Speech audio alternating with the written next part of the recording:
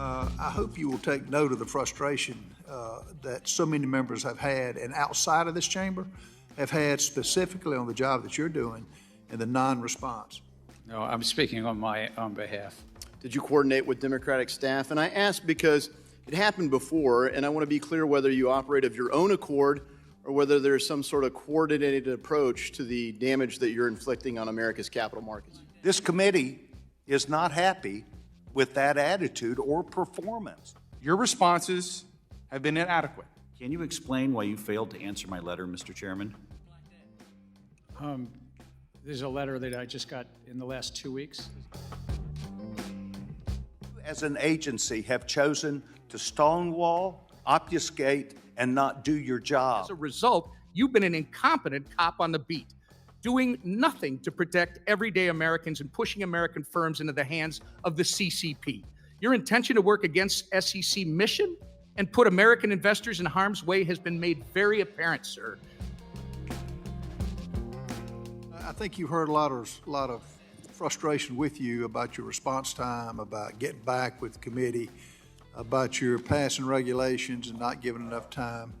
You need to answer to Congress about the issues that you've had with the SEC staff union, the work environment you've cultivated at the SEC that's led to hemorrhaging of senior staff. And once again, I find you trying to hide behind things for either a lack of willingness to be candor about it, or you're trying to obfuscate your oath of office, which was well and faithfully.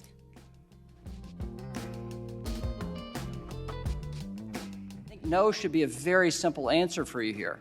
I think That uncertainty is bad, is it not? And I think that Congress has said that there's one agency, the Securities and Exchange Commission, under this committee. And you won't answer my question, and you're the head of that agency. So give me a break. Come on. I'm answering it in the generic because you would not want me to speak about any one set of facts and circumstance.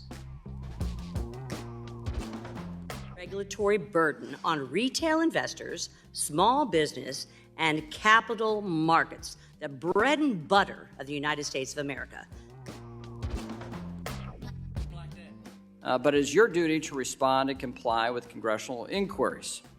If you continue to thwart this institution by ignoring our requests and providing incomplete responses, we will be left with no choice but to pursue all avenues to compel the information or documents we need and the American people need and deserve to see themselves. There can be a process here by which you oblige this committee and produce the documents that have been requested. It's that simple. If I wanted to hear preaching, I'd go to church.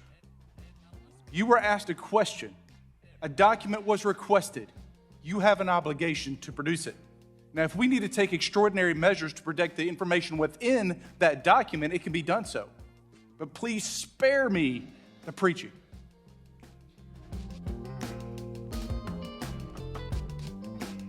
Everyone on this dais represents different parts of the United States of America, and by ignoring our letters, you are effectively ignoring the American people. And make no mistake, we will hold you accountable.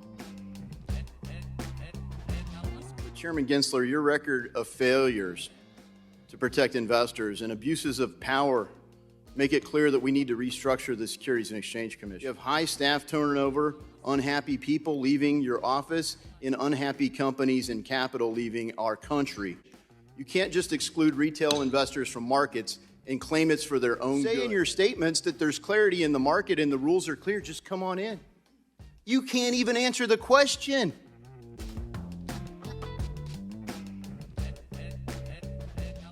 We're in court and active discussions and litigation on that.